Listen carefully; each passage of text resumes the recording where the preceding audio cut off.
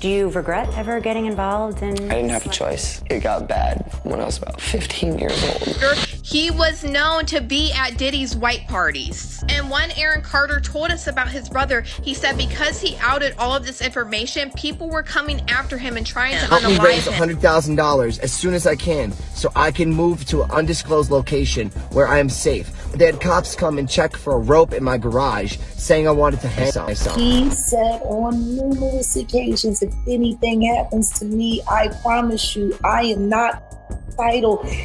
And no one said anything. If I was to release those tapes, the world would shut down. A lawyer stormed out of court after hearing leaked tapes, leaving everyone shocked and wondering what explosive secrets could possibly be revealed next. One of the lawyers representing Sean Diddy Combs in his sex trafficking case is quitting. Anthony Rico filed notice in Manhattan federal court Thursday, writing, quote, "Under no circumstances can I continue to effectively serve as counsel." Rico, one of 6 attorneys for the music mogul, did not offer any other details. Combs has pleaded not guilty to the charges, saying he did nothing wrong. His trial is set to begin in May. Some of these jurors had a profound reaction to it, and I think that's going to be a hurdle that the defense is going to have to figure out how to jump. So, you know, it's funny because I think the defense has kind of put something else out about that videotape, that it was tampered with, either slowed down or made faster. Did you hear about that? Yeah, I don't think that it's going to amount to anything because with all of those allegations, the prosecution came out and said, look, we have an original untampered copy. And everybody I've talked to on both sides, they think it's going to get admitted into evidence, even the defense. The entertainment world has been shaken to its core after alleged tapes involving the late Aaron Carter and music mogul Sean Diddy Combs surfaced, igniting a firestorm of speculation. The case reads like a real-life Hollywood thriller, as new bombshell evidence sends shockwaves through the legal and music industries. In a jaw-dropping moment, Diddy's own lawyer suddenly stormed out of a courtroom hearing, leaving everyone speechless. What could possibly be so damning that even Diddy's legal team would abandon ship during such a high-stakes case? The industry is holding its breath. Now, let me spill some serious, scalding hot tea about these bombshell tapes that just leaked. They're allegedly connecting Aaron Carter and Diddy to Hollywood's underworld, and honey, the internet is absolutely exploding with this news. These recordings reveal something utterly horrifying, an organized ring targeting young entertainers. And it gets worse. They're saying Diddy's lawyer might have been involved in all of this too. I mean, can you even imagine the scope of this conspiracy? The content of these tapes will absolutely make your jaw drop. They're talking about these secret parties, and I mean really secret, where innocent stars were exploited under the guise of networking and mentorship. And guess whose name keeps coming up? Our sweet Aaron. Aaron Carter tried to tell us about Diddy. Right before Aaron Carter passed away, he said that his brother was a Lisa Schumann, who sued Nick Carter for SA, was in a girl group called Dream, and they were owned by Diddy. In her lawsuit, she alleges that Nick Carter first hit on her when she was 16 years old on a music video shoot with Diddy. And baby, her accusations against Nick Carter sound super similar to Diddy's. Around the same time that this woman is claiming these allegations against Nick Carter, he was known to be at Diddy's white parties. And when Aaron Carter told us about his brother, he said because he outed all of this information, people were coming after him and trying to unalive him. Silence breaker for my brother, who is a and they're after my life. My whole family is after my life, and they're setting me up. And Sony Records owes me $3.5 million, and they don't want to pay me, and it would be in their better interest, just like Michael told me. They owe me money, and they're trying to off. And I'm begging you and I'm pleading you, help me raise $100,000 as soon as I can so I can move to an undisclosed location where I am safe. They had cops come and check for a rope in my garage saying I wanted to hang. I find this all super crazy because at the same time, Aaron Carter was also saying that Sony was involved in this plot to unalive him. And during this time, the Backstreet Boys had came back and they were still signed under. For weeks, rumors have swirled about explosive recordings, alleged tapes tied to Aaron Aaron Carter's final days that could expose shocking truths. Once seen as a troubled former teen star, Carter may have left behind damning audio and video files capable of unraveling Diddy's carefully crafted public image. Though their authenticity hasn't been confirmed, just the suggestion of their existence has sparked a legal and media frenzy. Proven real, these tapes could rewrite everything we thought we knew about one of hip-hop's most powerful and untouchable figures, propelling this controversy into the national spotlight. So to my understanding, Courtney was really good friends with Tupac. I'm always trying to explain this. So in New York, we all know the East Coast, West Coast beef, right? We all have some knowledge of it. It's only cursory. So you have to imagine on the East Coast, there was two factions. There was the Bad Boy faction, and then there was Death Row East. So Death Row was starting to encroach upon Diddy's territory in New York. And there are a lot of people in New York who didn't like Diddy, who didn't want to rock with the Bad Boy East Coast, side of the East Coast, West Coast beef. So there were a bunch of people in New York, a faction, who were West Coast, East Coasters, if you will. And Courtney was one of those people. So to my understanding, Courtney knew Kim through Tupac and Courtney's a industry insider, A&R, or a record exec who brought different people to labels to help them get into the music industry. So he knew producers, managers, all these people in the music industry. And one day he was talking to a friend who was with Kim, and Kim was like, "Who are you talking to?" And he said, "I'm talking to Courtney B." And she said, "Oh, let me talk to him," because they knew each other through Tupac, and said to Courtney, "I got something because for you, I know you'll know what to do with it." And that's the next day is when Courtney got. And I saw some things in a personal email that threw me off guard. Like what? I don't want to go into details right now, but it just threw me off guard. You know what I mean? To make me be like, you know what I mean? Like I understand you crying now and of the trauma that you've seen, but what about me, bro? Mm-hmm. Like, what about the trauma you put me through when I read that email? And I'll tell you, it felt like some sacrificial stuff was going on, man. Like, it felt very scary and weird to where I ran to get help. Did you have this conversation with the rest of the group? Yeah, they know. So when you guys heard this? We was in tears. Like, oh. Yeah. Wow. In tears. Real, I love my brother, what's going on, tears. Real hurt, pain. Yeah, it's real scary when you got to keep it to yourself. Yeah. You start doing things. I was like walking around Rochester, bro. Like it's like I really like lost myself for like years, and I don't cry about this no more because I'm stronger. But it's like I was going crazy, bro, trying to figure out like what's going on, and the things that I was feeling are coming to light now, and I'd be like, whoa. And I guess like if this would never came out, I still would have been secret about it. I wouldn't just like snitch. Yeah. Cause I'm not no snitch. Like I was gonna just deal with it. Courtroom tensions exploded when Diddy's lawyer, Anthony Rico, received documents detailing the leaked tapes. Witnesses described his expression shifting from shock to fury before he abruptly exited the courtroom, leaving onlookers stunned. In a formal statement, Rico declared, "Under no circumstances can I continue to effectively serve as counsel for Sean Combs." His sudden departure raised serious questions. Was it a calculated move to stall proceedings, or a sincere sign that the situation had spiraled beyond legal control? Either way, the case now appears more volatile than ever. The legal battle surrounding Sean Diddy Combs took an unexpected turn when his attorney, Anthony Rico, abruptly withdrew from the case, citing circumstances that made it impossible for him to continue representing the music mogul. Rico, who has built a formidable career as a defense lawyer, filed a motion in court declaring that under no circumstances could he proceed as part of Combs' legal team. His departure raises numerous questions, especially since he had been one of the 6 attorneys slated to defend Combs in the high-profile case set to go to trial in May. Anthony Rico's resignation is particularly notable due to his extensive experience in handling complex cases. The world of hacking, secrecy, and power often collide in unexpected ways, and when a member of the hacking collective Anonymous comes forward with information, people pay attention. Recently, An alleged anonymous member made a startling claim regarding Diddy's legal troubles and the abrupt departure of his attorney, Anthony Rico. According to this source, the sudden resignation was not simply a strategic legal move, but rather a calculated decision to distance himself from an impending scandal that could implicate some of the most powerful figures in Hollywood. The hacker, who claims to have ties within the entertainment industry, stated that a highly sensitive list is on the verge of being released.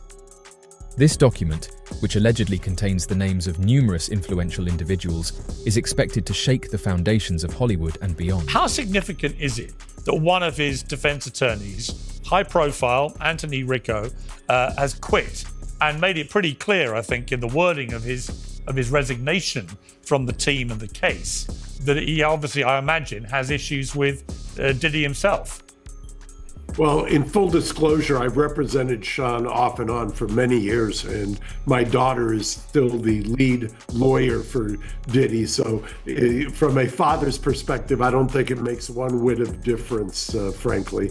Diddy knows what he's doing. I don't think that Tony was a lead lawyer in the case. Mark Agnifilo is the lead lawyer who's very accomplished. I understand that anything Diddy related tends to get a lot of clicks, but this, to me, is no more than just a speed bump. So we shouldn't be reading into it anything more sinister, because it does seem unusual in such a high-profile case for one of the team to publicly resign like this. You're right. I don't think that, in fact, I would venture to say that there's nothing to be read into it other than what often happens with these cases. You know, I was thinking back many years ago to Michael Jackson after I saw this, and there were lawyer changes and shuffling of the deck. It happens often in high-profile cases. I mean, there's always going to be some lawyers coming and going, inevitably. I've seen it in every single case I've ever handled. I will tell you that I don't think it means much of anything at all in this case. Sean is, by all accounts, ready, willing, and able to go on May 5th, and I expect that you and I will be back talking about it. What is your overview of where he is in terms of criminal liability here, in terms of what may happen to him and the weight of the case? Because we know that when the feds come for somebody, they normally have a very good success rate.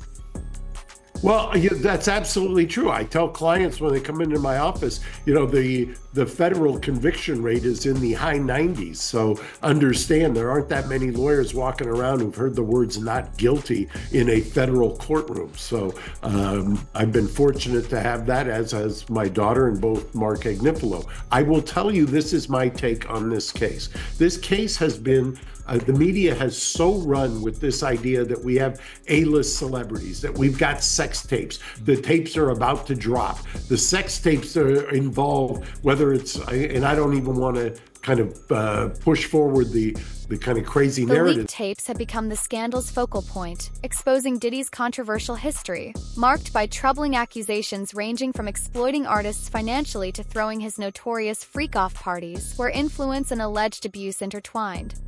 Though once celebrated as a hip-hop trailblazer, this unfolding drama forces a fresh examination of his legacy. But the scrutiny doesn't stop with him. It highlights a much broader problem, an industry culture that has long protected influential figures from consequences.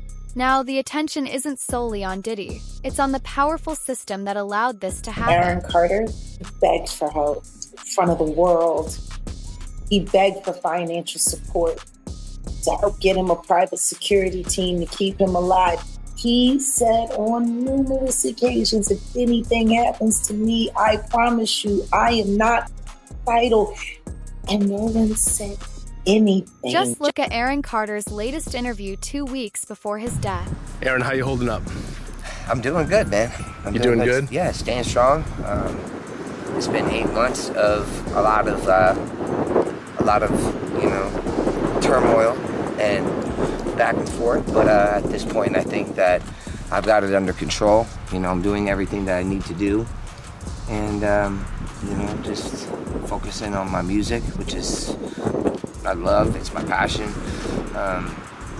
and really just taking care of my aftercare, you know, and which consists of what? The care. You're doing what you have to do. So what does that mean to so you? basically, a lot of people in the news, there's hundreds of posts from media, and they all said, you know, that I'm in rehab, right? That's not what's happening. You're not in rehab. No, I'm not in rehab. I'm in an outpatient program that is just meetings. So it's NA meetings, you know, AA meetings, just so the judge can see that I'm taking care of my aftercare, almost coming up on 5 years Aaron clean. Carter's link to the scandal brings an eerie twist to the story. Before his untimely death in 2022, Carter often spoke of having explosive evidence against major music industry players, statements many dismissed as erratic or delusional. But with the emergence of these leaked tapes, his words now seem chillingly foresight. Fans and critics alike are re-examining his warnings, wondering, was Aaron revealing a hidden truth the world refused to accept? And if there's truth to his claims, what are the implications for Diddy, a music mogul whose empire may now be crumbling? Aaron Carter, I want to verify that this is actually my GoFundMe page. There's been a lot of misdirection that I've had to do in order to protect myself from being the silence breaker for my brother, who is a rapist. And now they're after my life. My whole family's after my life. And they're setting me up. And Sony Records owes me $3.5 million, and they don't want to pay me, and it would be in their better interest, just like Michael told me, and Brad Paisley, who sued Sony Records for $10 million. They owe me money, and they're trying to kill me off. And I'm begging you and I'm pleading you, help me raise $100,000 as soon as I can so I can move to an undisclosed location where I am safe. My realtor won't sell my house. They're all involved in this, and they're trying to keep me there. They had cops come and check for a rope in my garage, saying I wanted to hang myself. So please trust what I'm saying. It's a very interesting connection to have a relationship that he describes, considering he's facing now criminal charges of racketeering conspiracy, sex trafficking, transportation, to engage in prostitution. And the thing is, she has been named as a defendant, not in the criminal case. She's not been charged with anything, to be very clear. But she has been named as a defendant and mentioned in various lawsuits. And in light of that, she is now speaking out for the first time. In a statement that was published by USA Today and first reported by Rolling Stone, she said the following, quote, "For months, horrific accusations have been made about me in various lawsuits regarding my former boss. These false allegations of my involvement are causing irreparable and incalculable damage to my reputation and the emotional well-being of myself and my family. I have never condoned or aided and abetted the sexual assault of anyone, nor have I ever drugged anyone. The idea that I could be accused of playing a role in or even being a bystander to the rape of anyone is beyond upsetting, disturbing, and unthinkable. That is not who I am, and my heart goes out to all victims of sexual assault. I am confident that the allegations against me will be proven to be untrue." So, what is she seemingly referring to?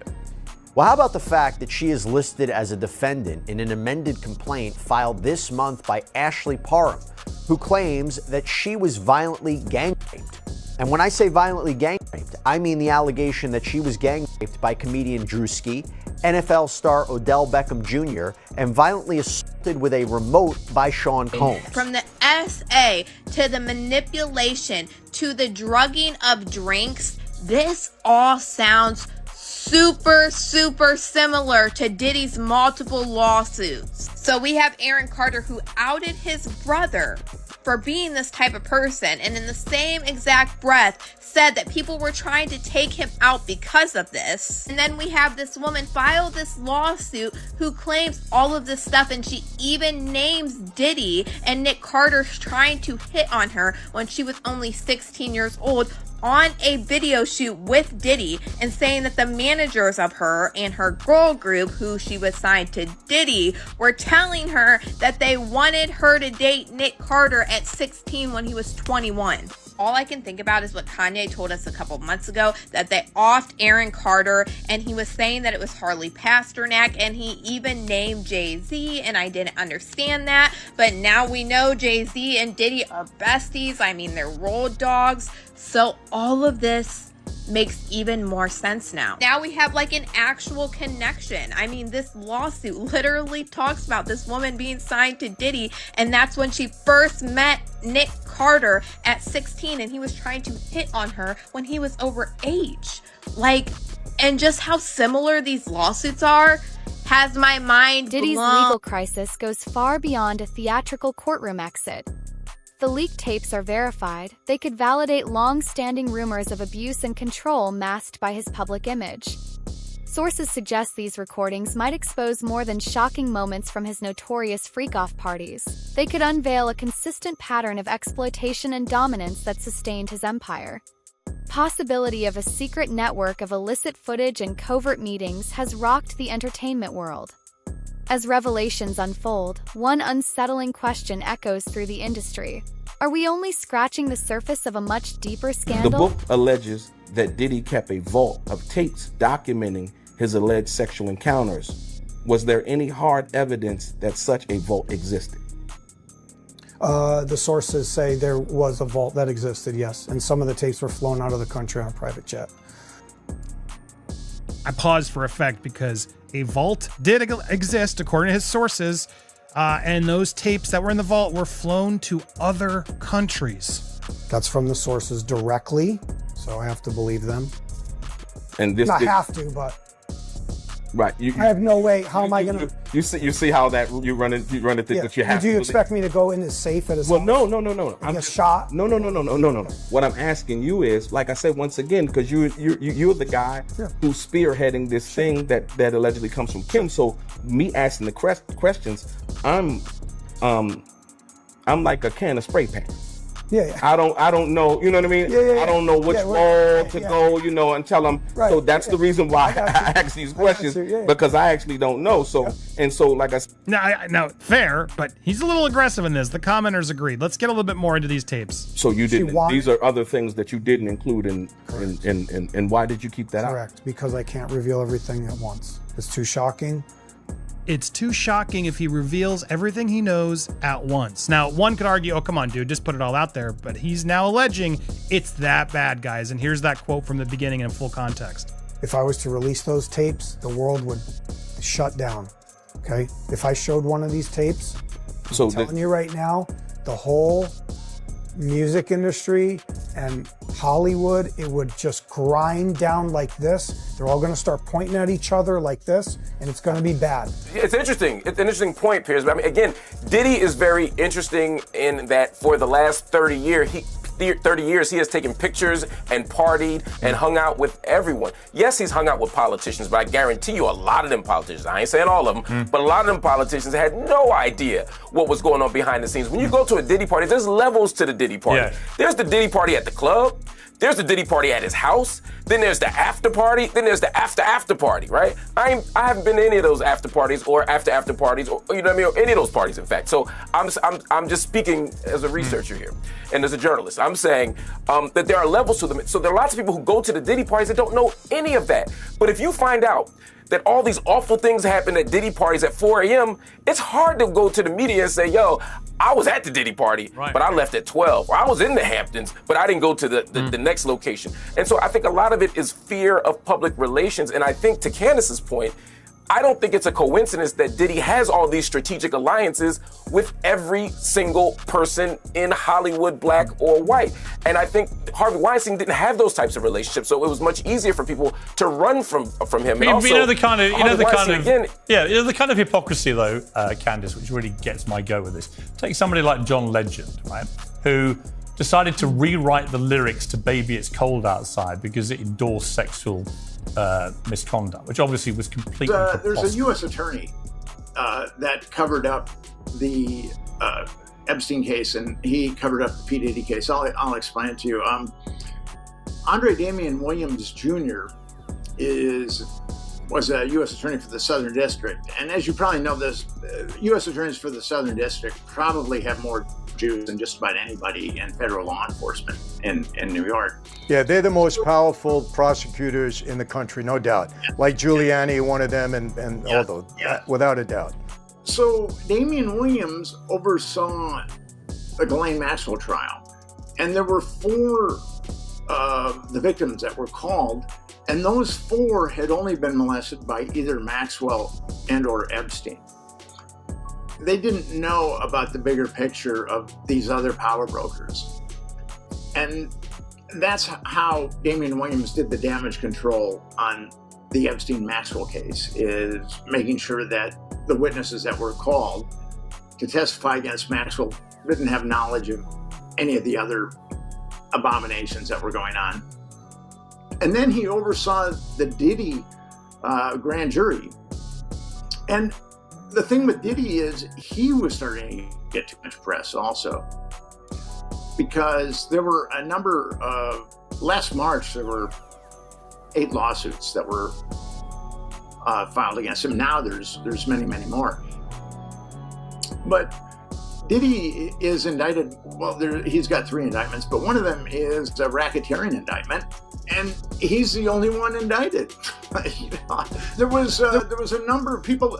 It was covered up at the apex of the government, and it was covered up by William Barr. He was the Attorney General under Trump, and he was also the Attorney General under Trump that covered up Epstein.